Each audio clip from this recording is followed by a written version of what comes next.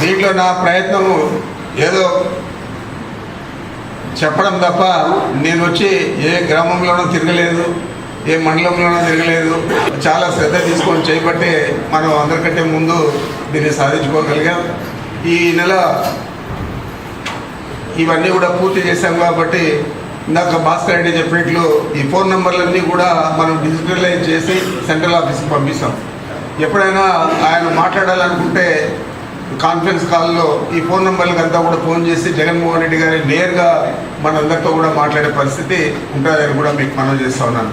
తగ్గి దగ్గరే పరిస్థితి ఉంటుంది కాబట్టి ఆయన కూడా దీన్ని సంతోషంగా స్వీకరిస్తూ ఉన్నారు. మరి ఇంతకుముందే చెప్పాను నేను, కార్యకర్తలు ఏ గ్రామానికి సంబంధించిన వారు ఉన్నారో ఆ గ్రామంలో ఏ కార్యక్రమం, ప్రభుత్వ కార్యక్రమం జరిగిన సంక్షేమ పథకాలు కానీ అభివృద్ధి కార్యక్రమాలు కానీ వారి ఆధ్వర్యంలోనే వారి ఆలోచన ప్రకారం వాళ్ళు ఏం చెప్తే అవి చేసే పరిస్థితి మనం తీసుకొచ్చేదే కాకుండా మన నాయకుడే ఇప్పటికి చాలాసార్లు ఈ విషయం, నేను చెప్పిన విషయమే ఆయన అనేక సార్లు చెప్పారు. కార్యకర్తలకు ముఖ్యంగా ఇంపార్టెన్స్ ఇస్తాం, వాళ్ళు చెప్పినవే చేస్తామని చెప్పి.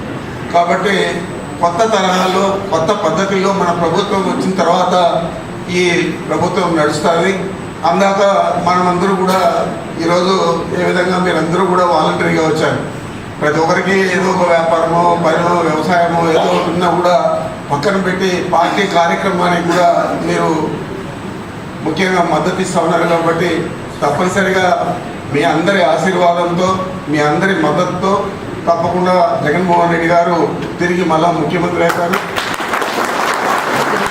కాకుండా గతంలో లాగా వాలంటరీ వ్యవస్థ కానీ ఇంకోటి కానీ లేకుండా కేవలం కార్యకర్తలతోనే ఆ ప్రభుత్వం నడసాలని